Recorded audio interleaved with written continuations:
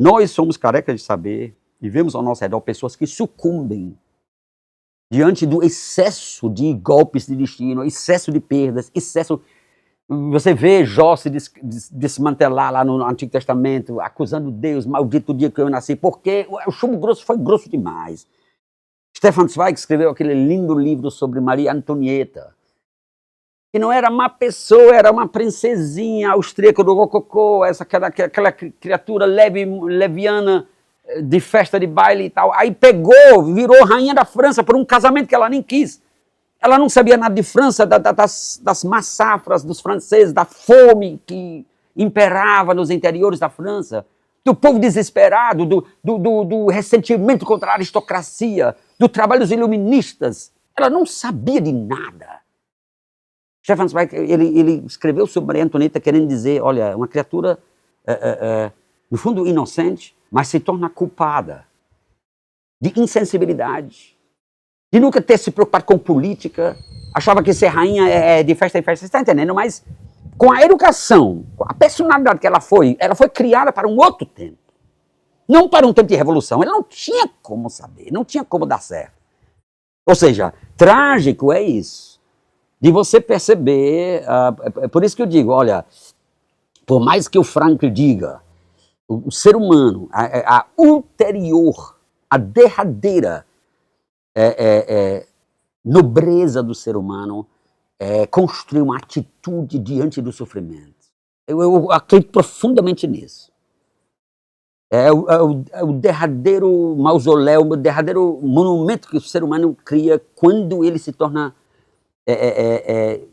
sofrer com um propósito, confere um propósito ao seu sofrimento. Saber carregar sua cruz para falar com Cristo, você está entendendo? Saber por quê, saber por quem. Oferecer seu sacrifício, você está entendendo? O ser humano tem como ressignificar o que lhe acontece. Ele não dirige o que lhe acontece, mas ele pode tomar uma atitude. Mas nós devemos dizer, para além de Frankl, eu pretendo clarear isso nesse curso, é que muitas pessoas não o conseguem. E com seu histórico, não há como esperar outra coisa. Você está entendendo? Realmente são pacientes nossos para terapia. Nós temos que lhes ajudar. É um trabalho de Simão Sirineu. Nem todo mundo sabe carregar essa cruz. Por isso que eu digo, por mais que Agostinho tenha dito, o Concílio de Trento tenha dito, ultra posse nemo tentatur, que quer dizer, para além das suas possibilidades, ninguém é tentado. Uma falácia, porque nós vemos gente cometendo suicídio, se afundando no álcool, nas drogas, negando, fugindo da responsabilidade, não suportando o fracasso da sua família, seu fracasso de pai, de marido, não sei o quê. Rapaz, é terrível. Esse é o fracasso moral. E a terceira grande ameaça, que é a própria, segundo Tillich, o ser humano aos poucos se toma também nessa idade da maturidade, dessa meia-idade nossa, o ser humano percebe que ele é invadido por uma desconfiança, uma certa suspeita que talvez estejamos aqui a fundo perdido, sem propósito, enxugando o gelo, e tudo que fazemos talvez seja terapia ocupacional. Você está entendendo? Aquela sensação de absurdo, de falta de sentido, que essa é a ameaça. A primeira foi biológica, a segunda foi moral, ética, e a terceira é uma espécie de ameaça existencial. Você está entendendo? Você percebe que não tem chão debaixo dos pés. Durante muito tempo você achou que nós estamos aqui para melhorar o mundo, estamos aqui para fazer a coisa dar certo, nós estamos aqui pela glória de Deus, nós estamos aqui para fazer o reino de Deus na terra, pela nova sociedade, menos desigual, mais fraterna. Você tinha um projeto. Você fica mais velho, vê que nada disso se realiza, ou se realiza numa proporção ínfima. Não vale a pena contar vantagem, não vale a pena mostrar o que você fez, porque é tudo uma gota no oceano, é tudo perdido. Não está pior do que quando você começou. Aí, lentamente, você está entendendo? E essa terceira ameaça seja a mais angustiosa. Você está entendendo? Talvez você tenha na parte moral ainda como se apoiar nos amigos, quem lhe compreenda, quem lhe dê uma mão, um Simão Sirineu acolá, que lhe ajuda a carregar sua cruz, um padre que lhe perdoa. Mas a sensação da inutilidade, que os antigos chamavam de, como é que eles chamavam? Tédium vitae, a sensação de assídia. Era um pecado era uma sensação pecaminosa. Um pecado mortal, na lista dos 7 pecados mortais de Tomás de Aquino, consta como um dos piores pecados, assídia. Não se deixe tomar pela assídia. Assídia tem a ver com acidez. É algo corrosivo que corrói um ácido, uma sensação, uma suspeita de que não vale a pena, não engajar não vale a pena. A gente faz isso somente para dizer que está fazendo alguma coisa. Educação, saúde, não sei o que, lá, povos originários. Tem a sensação de que, no fundo, estamos aqui mesmo para nos ocupar de alguma coisa enquanto a morte não chega. Está entendendo? Então, essa consciência também, tomar consciência disso, claro que há outros momentos, cheio de sentido, o sentido é esse, não sei. Mas a contradição, né, a dialética entre sim e não, o bichinho aqui diz aqui, né? O Namuno diz, a contradição está em nós e de forma estrutural. Né? Quer dizer, a razão muitas vezes diz, não pode ter eu não vejo onde vai esse mundo, eu não vejo para onde, você está entendendo? Eu não vejo um telos, eu não vejo uma escatologia, eu não vejo um final feliz, mas o coração, ou seja, a vontade, quer acreditar. É como, ele cita inclusive o homem do Evangelho de Marcos, que diz para Jesus, eu tenho fé, meu Senhor, mas ajude a minha falta de fé. Essa é a contradição. A cabeça diz, não pode ter, nós estamos aqui perdidos, nós estamos aqui nos enganando, é auto-engano que nós estamos praticando. Fé, esperança, amor, achando que vai salvar o mundo, o amor, pelo amor de Deus, olhe para o mundo. Está entendendo? É a razão, a cabeça. Mas o coração não quer viver sem amor, não quer viver sem esperança, não quer, ele precisa acreditar e abraçar um propósito, abraçar um sentido. Então, essa contradição, ela precisa também ser trabalhada. Então, nós temos aqui as 3 opções. Negar e fingir que tudo depende de nós. Quem não abraça o sentido é porque não foi capaz, é incapacidade. Deus não lhe deu uma situação, não diga assim, eu fui testado para ler nas minhas contas, isso é híbris, isso não é... É você negar, sabe? São os defensores do livre-arbítrio, para eles não tem problema, não tem tragicidade na vida, Deus testa todos nós e quem não passa no teste, não passa culposamente. E seu lugar é na distância, longe da bem-aventurança. Essa é essa questão de negar, você está entendendo? Ou simplesmente existe uma negação tipo leviandade, de você não querer aprofundar, não querer pensar, não querer ouvir os casos e mais casos de vida que provam a existência do trágico. Existe a postura do superar e a postura do suportar. Né? Então eu digo, existem situações que são remediáveis. E eu vou inclusive dar um curso esse semestre sobre o conceito de salvação no cristianismo, sabe? Porque eu acho que, na verdade, onde está o negócio enterrado é ali. Ali é que está o problema. O que entendemos por salvação? Que solução tem para a raça humana? Que solução pode ter para mim, para você, para a humanidade em geral? A solução, a salvação, para um bicho com consciência, um bicho doente de escrúpulo moral, um bicho que precisa de psicanalista, que precisa de padre, que precisa de perdão, expiação, que precisa de propósito, sentido, você está entendendo? Pode ter salvação. No mundo como esse, que é evolutivo, que é try and error, que é absolutamente errático na maneira de caminhar, parece fora do script. Se houve um diretor que fez um script, há muito tempo estamos fora disso. Quer dizer, é terrível tomar consciência disso, né?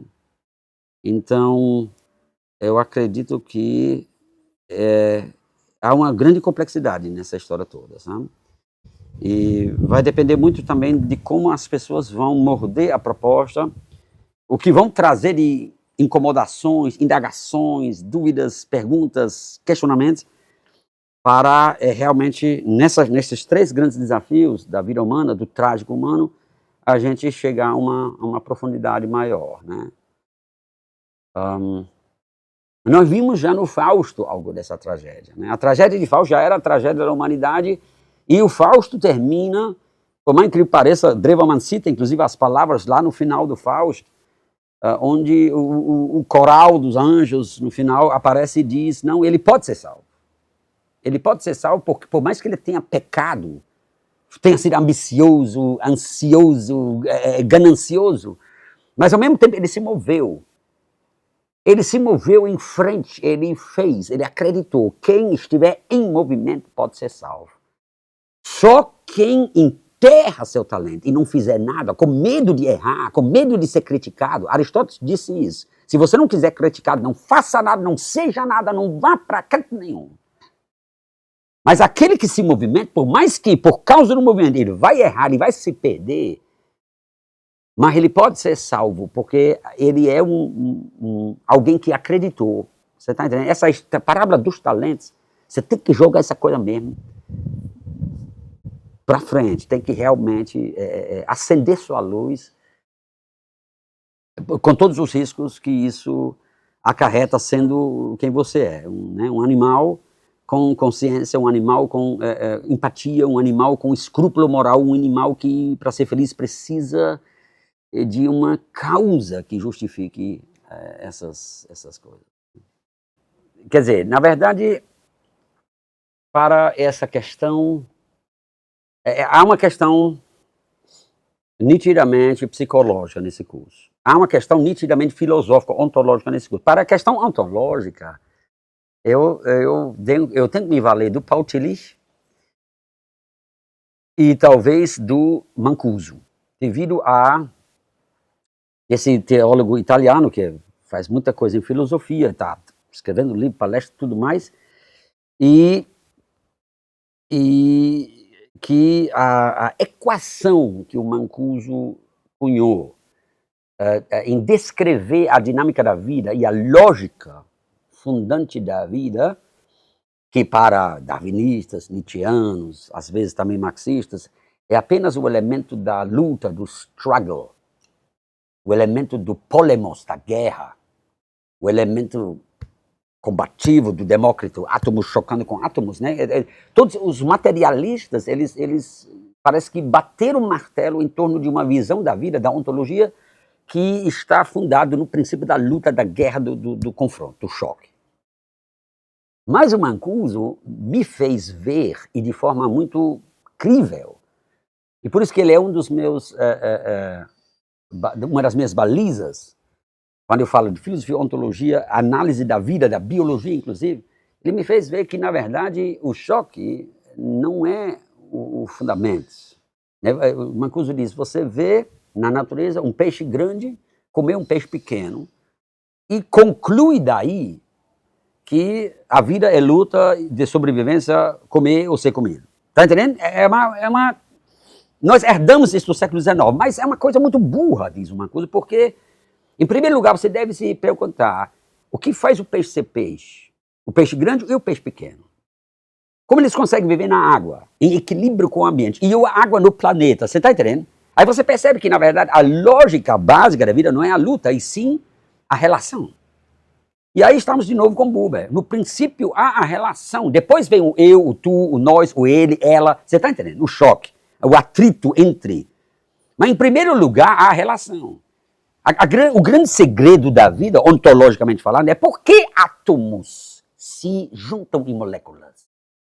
Existe uma informação pré-criacional que chama-se lei da atração. E depois homeostase, a lei da homeostase, ou seja, o peixe só pode funcionar e comer e se alimentar bem, e nós, antes de sermos guerreiros, soldados pela sobrevivência, somos o quê? Uma relação orgânica, em equilíbrio, todos os órgãos em equilíbrio.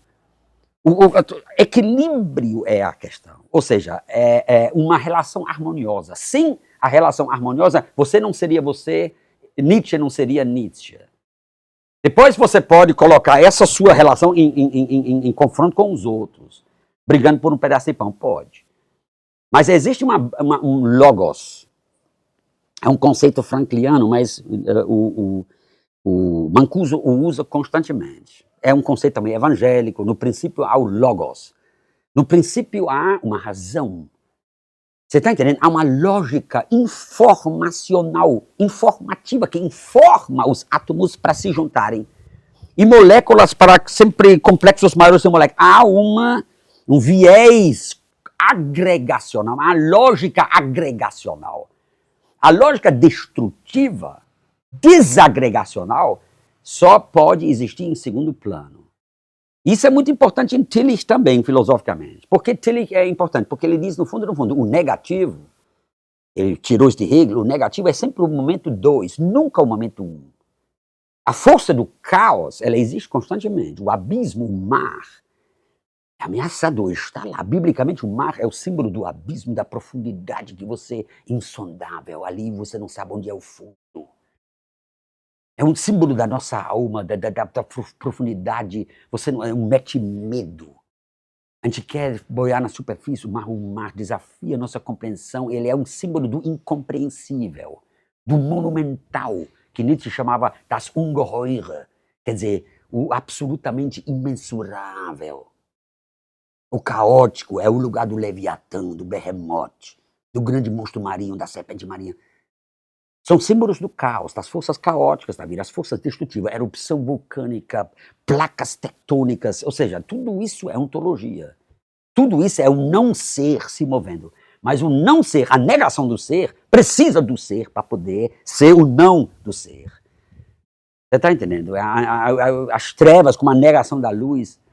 Então, esses autores me são caros porque me dão uma certa base de visão do universo, visão da vida em sua profundidade. Então, a equação que o Mancuso faz, que eu vou colocar no fundo do curso, a logos, a caos, logos quer dizer a propósito, a sentido, a percepção de leis do universo, termodinâmica, gravitacional, queda livre, constantes. Você está entendendo que se não existissem essas constantes matemáticas, o universo colapsaria totalmente. Nada estaria em ordem.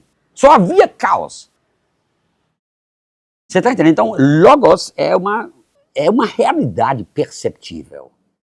Eu vou citar não sei quantos autores, eu não posso dizer agora os nomes todos, físicos, astrofísicos, Marcelo Gleiser, um alemão que acabei de conhecer agora, né, sabe, que falam da percepção. Nós temos que ter a percepção da ordem no universo. Agora, ao lado disso, há a desordem. As forças da desordem, há a energia indeterminada, energia sem dono, há o imprevisto. Não é que tenha coisa sem causa, não é que exista o acaso ou o milagre, mas há o imprevisto, algo que não é calculável porque depende de ínfimas variantes. Né, que inclusive pode até na personalidade da gente, uma certa situação, nós funcionamos sempre bem equilibrados, até uma certa situação da vida, um certo ingrediente da nossa vida mudar. A mulher deixa a gente, um filho nosso morre e o casamento cai e toda a estabilidade cai. Você está entendendo? Existe um filme italiano lindo, O Quarto do Filho, sabe, onde a morte de um filho acaba com tudo. Ou seja, existem interferências caóticas destrutivas que são capazes de nos roubar o chão debaixo dos pés. Como lidar com essa interferência do trágico? Você está entendendo? Você diz assim, minha personalidade, eu tenho uma resiliência, não sei o quê, e aí chega um elemento. Você não sabia que era tão estabilizador na sua personalidade, no seu caráter. Esse elemento vem ali faltar e você desmorona, sabe? Então, essa percepção nos leva para uma misericórdia maior. Eu acho que já é um motivo mais religioso, mas tem a ver com esse lado caótico da coisa. Aí ele diz, se você tiver a percepção do logos e ao mesmo tempo do caos, da ordem e da desordem, da determinação e da indeterminação, do previsível e do imprevisível, você percebe porque nossa vida e nosso trabalho, porque tudo na criação, tudo no mundo é trabalho. Trabalhar, a palavra é pathos. E é justamente o conceito caro a Frankl também. Pathos quer dizer sofrimento, engajamento e sofrimento. É estranho que a palavra pathos tenha o parentesco com patologia. Você pode adoecer nessa luta. Você pode se tornar fanático, frenético, febril nessa luta. Mas que a vida é luta, mas é uma luta justamente para aumentar o logos dentro do caos, contra o caos. Como Deus, na criação bíblica, né, e Deus, no começo era um torro vaborro, era uma um ermo, era um abismo, mas o Espírito parava e Deus começou a separar. Isso aqui é a terra firme, isso aqui é mar, isso aqui é luz, isso aqui é trevas. Ou seja, ordenamento. Trabalho criativo do artista também. Né? O artista é caótico, mas é um caos criativo. Ele tem que ordenar suas. O que é que eu quero? Qual é a minha tese? Qual é a minha obra? Você está entendendo? Ele deve fazer isso, ele deve se concentrar. Isso é pathos. Pathos quer dizer paixão. Né? Em latim é passio, passionalidade. Né? A paixão de Cristo, é a paixão de Cristo. Mancuso traz uma frase fantástica que ele cavou, eu nem sabia que a frase existia, mas lá no Apocalipse tem uma frase que diz, ou eu acho que é na carta aos Hebreus, uma frase que diz, o Cordeiro de Deus está sendo crucificado, está sendo imolado desde a criação do mundo. Você pensa assim, não, o Cordeiro de Deus não é Jesus, que foi, né, imolado justamente na plenitude dos tempos, lá no ano 30 depois de Cristo, não sei o que tal. Você pensa que é uma coisa datável. Mas existem reflexões no Novo Testamento que apelam para o Cristo cósmico, ou seja, não para o homem Jesus de Nazaré, mas no homem Jesus de Nazaré, de certa forma, se encarnou o princípio paixão, que na verdade foi do começo da criação até agora. Trabalha-se nesse universo. Há uma lógica que trabalha do menos para mais. Por isso que o Adler me é caro, por causa dessa lógica.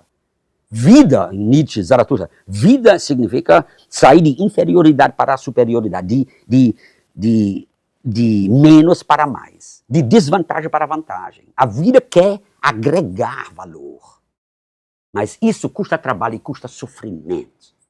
Mais valia custa suor. Essa é a ontologia básica, esses são os autores com que eu vou navegar na parte filosófica. Depois tem a parte moral, tem a parte psicológica.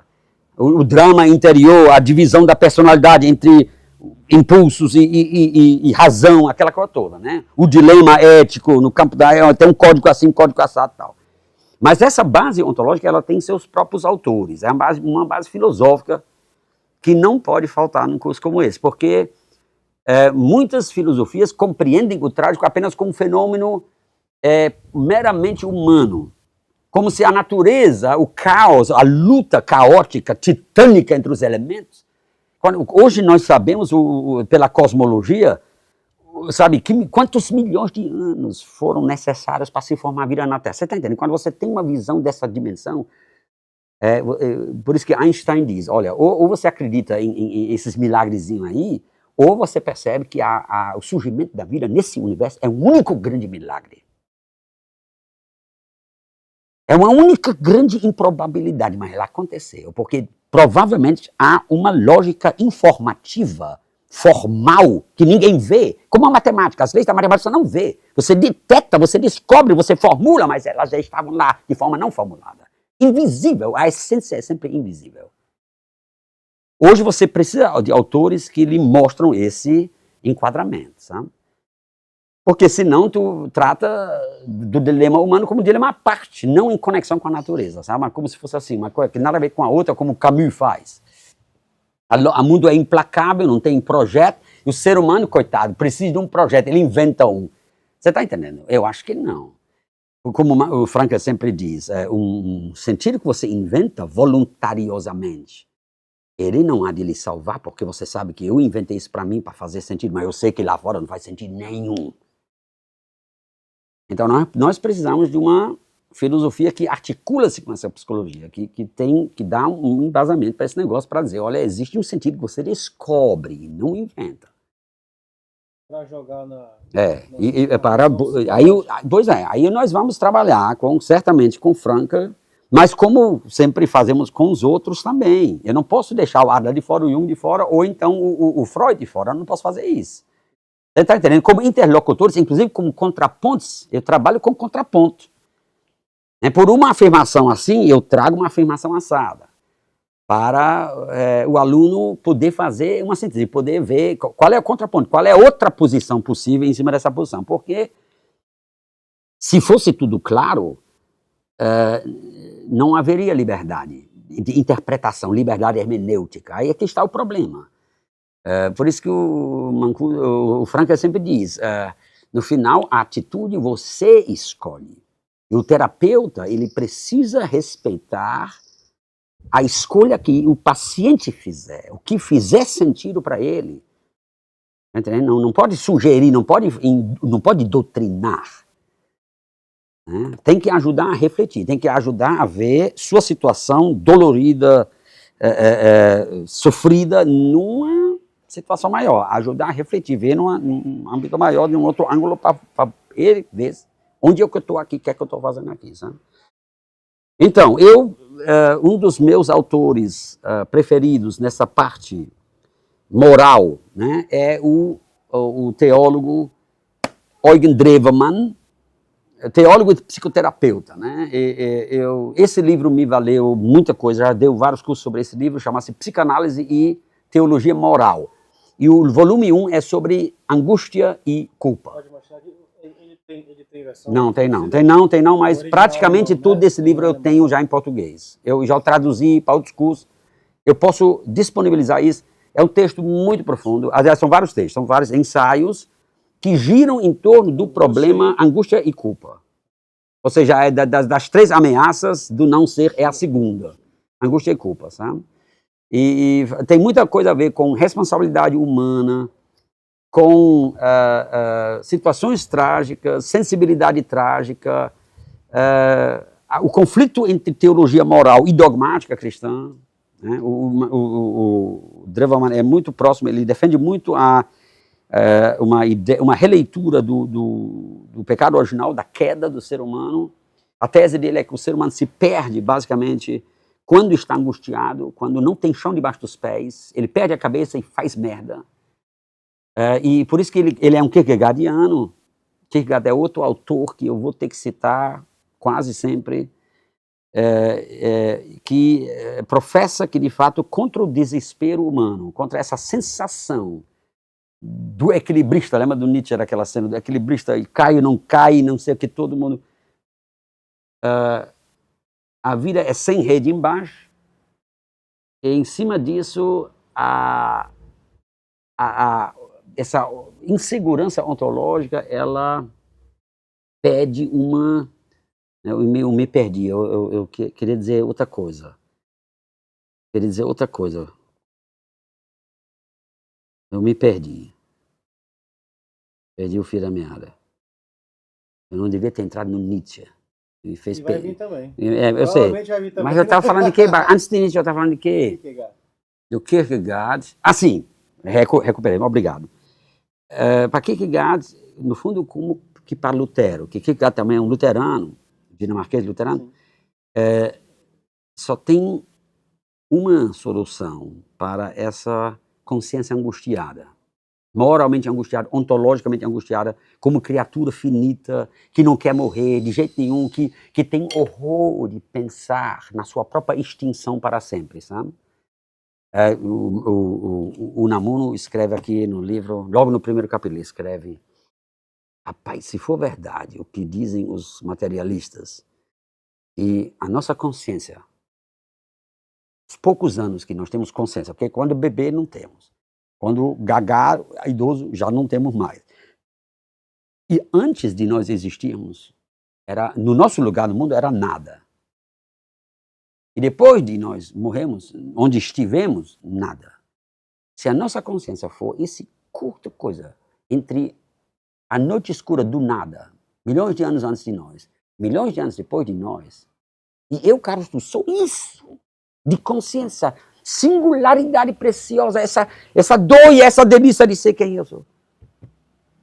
Então o Unamuno diz, a existência é uma merda, Se for isso, se essa preciosidade não tiver nenhum tipo de futuro, nenhum tipo de esperança, você está entendendo? Então ele parte dessa conotação, o sentimento trágico, rapaz. Então, quando você toma consciência dessa coisa, que eu sou eu entre o nada antes e o nada depois, pode existir outra coisa, mas eu não sei. Como um macaco de Franca, eu não sei que dimensão pode existir, mas eu só sei que minha consciência vai até aqui. Né? Aí o que diz? O problema só tem uma resposta para essa angústia, é confiar cegamente. É o que Lutero chama de fé. Confiar cegamente. Agora, em quê? A religião diz em Deus. Num pano de fundo paternal, benevolente. Você está entendendo? Algo que talvez seu pai e sua mãe lhe comunicaram porque te acolheram nesse mundo de forma gratuita. E disseram, oh, você está entendendo? De alguma forma, uma pessoa sadia vem ao mundo com a sensação, não, o mundo é bom. Eu sou querido, meus pais me quiseram. Você está entendendo?